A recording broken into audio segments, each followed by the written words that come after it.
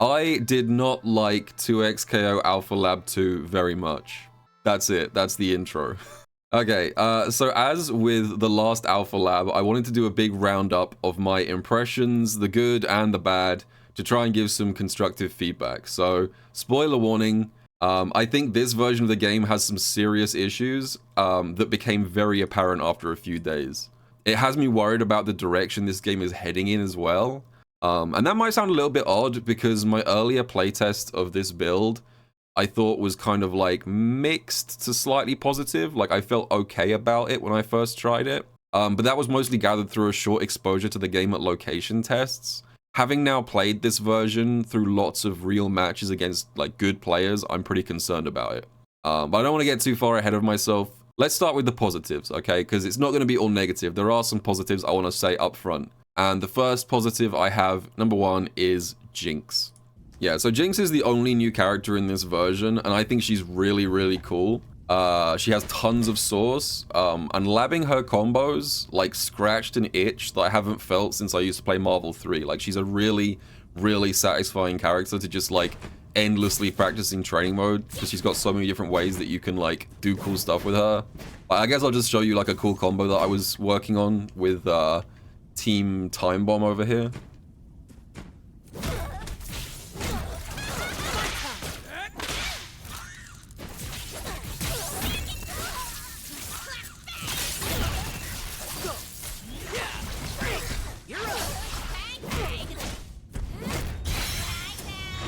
Please don't drop. There we go. First time. That's pretty cool, right? She's a lot of fun. I think she animates really well. There's lots of like personality in the way that she moves. I just think Jinx is like really cool. I'm glad that there's more characters to try in this version, and I'm looking forward to the remaining 3 characters before the final release, I think. I know 10 characters is a little bit concerning as well, but yeah, they did a good job with Jinx. So that's number 1. Actually, before I move on real quick, Riot, please give Jinx a cross-up. This has nothing to do with the video. I just really, really want Jinx to have a cross-up. So this is a direct message to Riot. Number 2, another cool thing about this version, I think, is the overall UI and polish is a lot better. The menus are much nicer now. Particularly, I like what they've done with the controls, because in the previous Alpha Lab, mapping controllers was like the most buggy menu in the universe. Getting your controller set up was a huge pain before. It's a lot better now, and it's a lot more polished. It looks more representative of like the final product, I think. And my final positive about this version is something I mentioned before, the input changes. So I mentioned this in my last video, but just to emphasize, all the input changes in this version are just straight up improvements, particularly neutral plus tag, now giving you your forward assist, and tag launch being moved to down plus tag. You know, not much to say here, but this game just feels so much more intuitive to control now. It feels nicer, and you're not constantly like scrambling to remember what your like assist inputs are. It just feels nicer to control, which is good. Okay, so now I have to move over to the bad stuff, and unfortunately, there's quite a lot to cover here. So number 1, biggest issue I have with this version, the timeouts. I have never seen a fighting game have so many rounds go to timeout. The game is unbelievably slow right now. I was worried about this already from my earlier playtests, but it's even worse than I had anticipated. People started calling it 2x TO, 2x timeout. You'd think the timeouts would lessen as players get better at doing combos and stuff, but it actually seems to be getting worse the better the players are. So just to illustrate this, let me show you guys something. Alright, so this is Grand Finals of TNS, which was probably the biggest tournament that they held online. This is Grand Finals, Wade versus Inzem. And the match starts at 4 hours and 43 minutes, as you can see here. And this match finishes at... The big hit. You have to go to a super confirm right now with the Fury to be able to get the... There it is. It ends at 5 hours and 30 minutes, this Grand Finals set. In total, this took almost 50 minutes to play out, which is way above typical fighting games. This is closer to like Smash games. Yeah, the Hungry Box comment in the VOD, is this game good or bad? And what was the exciting culmination of 50 minutes of premium 2xKO gameplay? Well, if you look at the screen right now, it was a time over. That was how this match ended. This was the culmination of grand finals. It was a timeout. I mean, like, you guys might think I'm exaggerating a little bit here, but like, let's look at this set, okay? How does game 1 of this set end? Fast forwarding, 9 seconds left on the timer. 7, 6, 5. Big super. Absolutely, you're gonna have the lead here for sure. Doesn't kill. Take so much time. And Yeah, you have to be careful for the next time second, over. not get hit Game by 1 anything. ends in time over. How does the next round end? I want to like make it clear that I'm not cherry picking here. The next round ends. This one's not a time over. It's very nearly a time over. There's 8 seconds left on the clock, even though it starts at 120. It's effectively a time over because it was like, if you look at the health bars right now, physically impossible for this comeback to happen. So this was like almost a time over. It was like effectively a time over. And how does this game end? Game number 2. Their turn, push block gonna connect. Super into super. 4, Life total's 3, going down, but there are 2, 1. 1 Time 0 over. seconds. So like, this is not me exaggerating. Like, this is round after round after round of grand finals, which should be like the highest level play that we have access to so far, is just constantly ending in time overs, which is not what you want from a fighting game. The last time we had a game like this, it was like, the last time I can remember playing a fighting game that had this many timeouts was launch Street Fighter Cross Tekken, and we all know how that went. So like, this is not ideal. So the question is, why has this game suddenly turned into a constant barrage of timeouts and 20-minute first to twos? And the answer is, I think it's a combination of a lot of things. So if I just jump back into the game real quick. So yeah, so combos across the board have been toned down. Generally speaking, average damage is much lower than it used to be. A couple of characters can still do a lot of damage. You know, the big bodies, particularly like Braum, still hits pretty hard. But just overall damage has been reduced, so that obviously slows down the game a bit. They also added wake-up rolls, which have pretty much removed most, like, set play. A lot of Okizeme is dead in this version. So, you can now roll forward or roll backwards. Both of these rolls, which can be used to escape knockdown Oki, have absolutely no hittable recovery. So like, if you read that your opponent is going to roll forward, there is no recovery here. The other thing to mention is that this game does not have any like conditional air blocking. And what I mean by that is some anime games have a thing where like you can't always air block everything. Like sometimes like ground normals are like air unblockable. In this game, every single thing is air blockable. And that means that as well as Oki allowing rolls, it also means that your opponent can just roll into up back on wake up. And that specific combination is extremely hard to punish. So like the only way to call out your opponent doing wake up roll into up back is like a super hard read where you do like dash up instant air throw, which is obviously like pretty damn difficult to plan around. So Oki is significantly worse and combo damage is pretty noticeably reduced in this version, which definitely both of those slow the game down. So before someone says hard knockdowns do exist, you just need to take advantage of the new system mechanics, because I'm predicting this is going to happen. Yes, you can get hard knockdowns still in this version. They do still exist. Like here's an example with Echo Jinx, for example. Like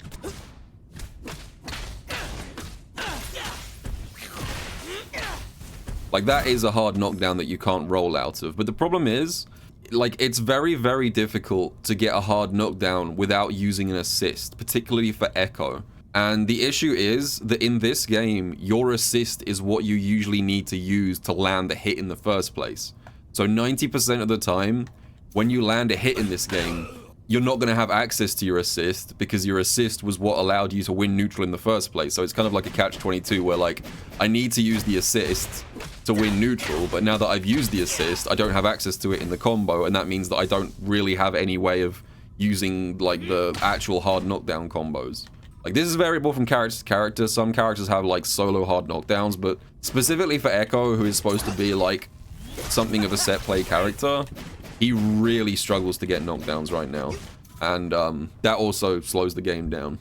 Again, these things in isolation are not enough to cause problems. It's the combined efforts of all these effects And another thing that is very noticeably slowing the game down as well is this. So let's say that I actually do manage to land a hit. Let's say that I do manage to open my opponent up. I land like a nice combo.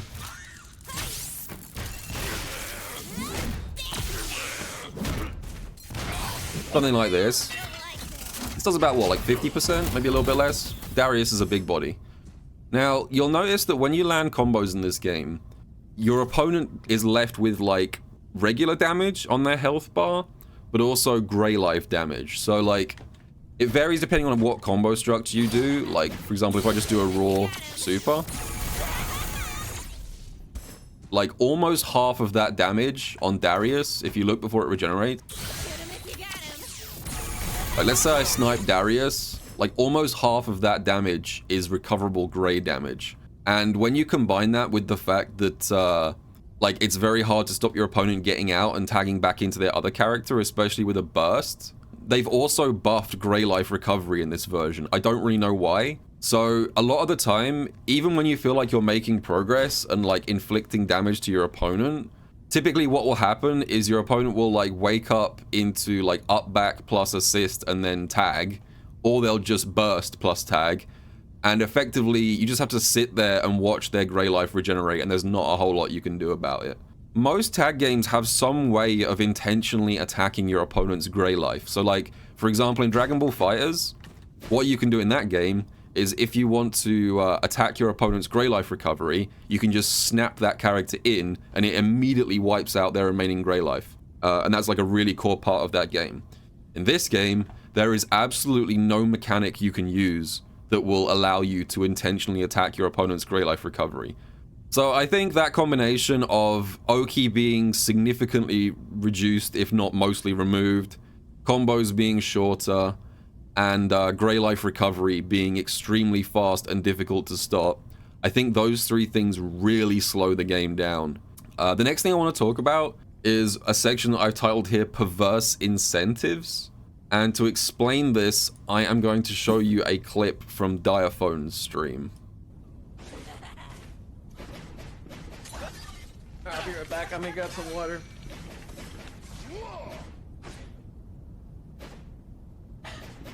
So Diaphone loses a character and just pieces out mid-match. And now neither of them are doing anything. They're both just staring at each other. I mean, like, I'm literally disincentivized to hit him. There's no point in fighting. I'm disincentivized to hit him. There's no point in fighting. You might think he's being dramatic here, but this is genuinely, like, an actual thing. So, let me explain what's happening here. It's not just a streamer being salty. This is, like, actual game theory in action. So, Diaphone's lost his first character without really being able to inflict any damage on his opponent. So, Darius and Echo have nearly full health, and he's already lost his Braum. And Jinx is not a very, like, powerful character by herself. She's not very strong. She's not very bulky. Diaphone basically accepts that at this point in the round, it is almost impossible to make a comeback, especially with the available time. Like, there's a very real chance that if he tries to make a comeback, it will go to time over. And the reason that he is disincentivized to actually attack his opponent is because of this right here, the burst gauge.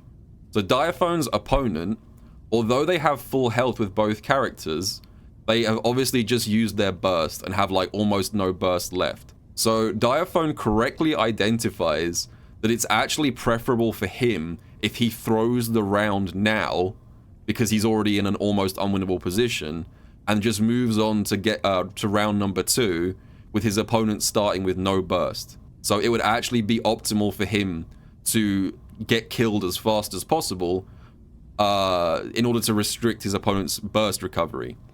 So that's why Diaphone does not engage, because if he spends the next 80 seconds desperately trying to make this comeback happen, he's probably going to give his opponent a free burst and still unlikely to win from this position, because it's so hard to make a comeback from here. So Diaphone's not incentivized to actually do anything. He's incentivized to actually let himself get killed.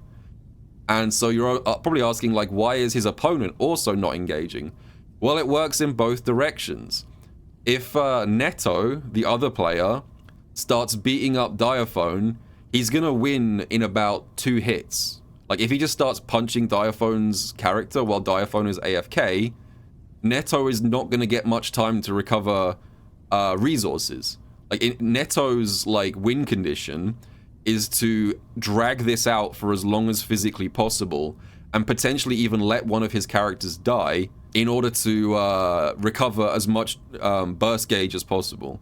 So it's in Neto's interest to extend the round as long as physically possible, which means not directly just slapping Jinx. And it's also in Diaphone's interest not to do anything and let himself die as quickly as possible, because he wants to restrict his opponent's burst gauge recovery. So both of these players are in a position where the optimal thing to do is nothing, which is really, really unhealthy for the game. Like, negative penalty and Guilty Gear exists to kind of force engagement. I don't really think this game needs that, because Lord knows this game already has enough system mechanics as it is.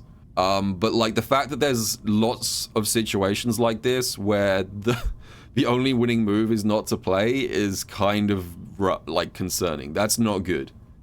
Let's move on to my next issue with this version. 2x assist. I haven't really talked much about fuses, but I think 2x assist has a lot of problems right now and is not very well balanced compared to the other fuses. Okay, so 2x assist is exactly what it says on the tin. You get to use an assist and then use it again. They can basically just do 2 assists back to back. And I think 2x assist is really unbalanced right now, and it has almost zero counterplay. I've picked Braum on purpose because I think he's by far the worst defender right now. First of all, this is insanely low risk. Like, this is, if you've ever played like games where like you have puppet characters, this is kind of like that. You basically turn your second character into like a puppet character while you're just sitting at full screen and watching what's happening. It's so low risk. This is basically how held assists used to work. They used to have the ability to hold assists and delay them, but they got rid of it because they decided it was too strong, just sending your assist out and letting it do whatever it wants, and also delaying it super much. Like, you can delay this so much. Like, look at the gap here. You can just wait and then do another one. There is a huge amount of variability in the timing. From here, Braum basically just gets to do whatever he wants. Like, if you manage to hit with this thing, you just tag and get a full combo. If your opponent attacks the assist, like, let's say that they actually manage to hit Braum and they start comboing Braum, Echo's way back here and you can just counter their combo. Like, they'll start comboing Braum once you've sent him out, and then you just start hitting their character to interrupt their combo. It's just way too safe and way too hard to counterplay right now. I just don't think there's like any real good response to this.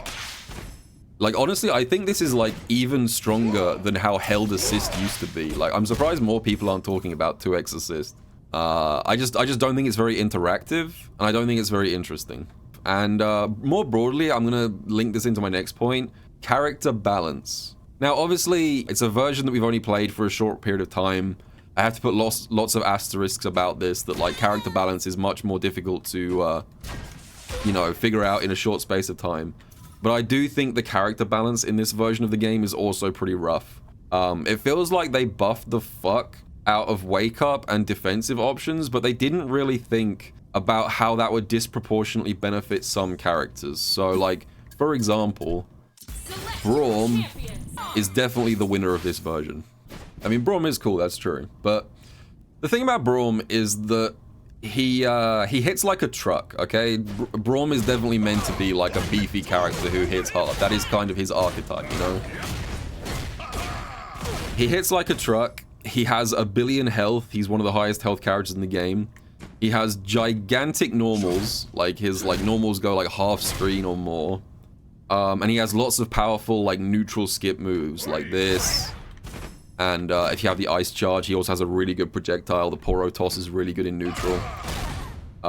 He's a very strong character, but his major weakness before, to offset all those strengths, was that Braum is a big body character who had no wake-up options in a game that had strong Okizeme. That was kind of his archetypal weakness. He was vulnerable to getting knocked down and then put in the blender. Now, every single character in the game has S+ tier defense, and easy ways to escape pressure. So it basically deleted Braum's character weakness. They just kind of removed his downside in this version. And I think this also extends to health differences as well. So because Braum is a big body, he has significantly more health than the average character in this game. And big bodies having lots of health felt justified when you considered how hard they could get blown up by mix-up and set-play characters. But now that everyone has good wake-up, it feels entirely unnecessary for big bodies to have more health, because it's like, at a certain point you have to ask, like, why does this guy have more health than everyone else? Like, he doesn't have the downsides anymore. So I almost feel like with the way that they've changed the wake-up options, everyone should have the same health now. Like, I mean, look, he looks like he should have more health. Visually, I understand the logic, but in terms of, like, gameplay balance, it doesn't really make sense to have high health characters now when you've kind of erased the high health characters' weaknesses. Okay. And my final issue with this version of the game is nothing that's actually in the core gameplay. It is the big feature of this Alpha Lab, ranked match. Now, I was unable to play ranked match because I was accessing the Alpha Lab from the UK, even though it was Brazil and North America only. I was using my influencer privilege. But that doesn't mean I didn't do some research into the ranked match experience. This is the first Alpha Lab to have ranked gameplay, and the universally accepted way to handle ranked matchmaking is create a system where you can be matched up against anyone who is of a similar skill level and reasonably close regionally. That's the ideal way of doing it. You just need to find any opponent who is a similar skill level and not too far away. That's how ranked should work. In this build, what they've done is they have copied Guilty Gear Strive's homework in the worst way possible. And that means that you have to go into a lobby, and then from that lobby, you will get matched with people who are also in that same room. You will not get matched against anyone who is not in the same room that you are in. Now, I think they have said that in the future, you will be able to get matched against anyone, but all I can do is review the version as it exists right now. It's basically the Strive Tower system, which is universally disliked. I don't know why they went with that. It's bizarre. And it also leads to, like, the potential for exploitation. Like, if the only people you can play against are people who are in the same room as you, it means that you can play the same person over and over and over again, even though it's supposed to be a ranked match. And that leads to the possibility of, like, people using a second account to win farm, stuff like this. So again, they might fix this in future. I think they have said they're going to make it better, but right now it is not good. Just like in Strive, if you win too many rank match and you, like, rank up, you will literally get kicked out of your current room and told to join the, like, higher level room, like the Celestial floor or whatever. This is, like, basically the Strive Tower system. The rating update is real. I don't know why they went with this route. Like, Street Fighter 6's system is so much better than this. Street Fighter 6 is just so simple. If you want to play ranked match, you just enable ranked matchmaking, and then it finds you a match with someone that matches those criteria. That's it. It's so simple and so easy. I don't know why we have to do this, like, standing in a virtual room, pretending to be in a virtual lobby nonsense. So that was a lot of stuff. I think just to conclude, what concerns me about this version is how, in theory, we're getting this game released at some point this year, and it's worrying that massive sweeping changes with, like, deep ramifications to the system mechanics are happening this late in development. I feel like this should have been, like, just a more polished and refined version of the last build, but it feels so different, and that is quite worrying. They still seem to be tinkering with core system mechanics this late. I mean, hopefully I'm wrong. You know, hopefully the build that they're using for this is an outdated one. You know, maybe this is like a 6-month-old version of the game, and they've already fixed a lot of the issues that I've mentioned and changed stuff. We'll see. Maybe when we get Alpha Lab 3 or Beta Lab or whatever the next version is, the final release version, a lot of the issues I've raised here may have been addressed. But if not, this is my feedback, basically. This video is my feedback on the current state of the game. I just want to emphasize, before we go here, I think at its core, this game is something really special and really unique. The reason that I'm talking about it so much is because I think it has a lot of potential, but I'm concerned about the direction that it's going in. If I didn't like this game, I would just not play it. I would have nothing to say about it. But like, this is frustrating for me because I actually really like something. It feels like there's a diamond at the core of 2XKO, but like, it's covered in a lot of roughness right now. I'm really interested to see what direction the game goes in. We'll see how things go. But that's my feedback. Let me know what you guys think, and I will see you all in the next video.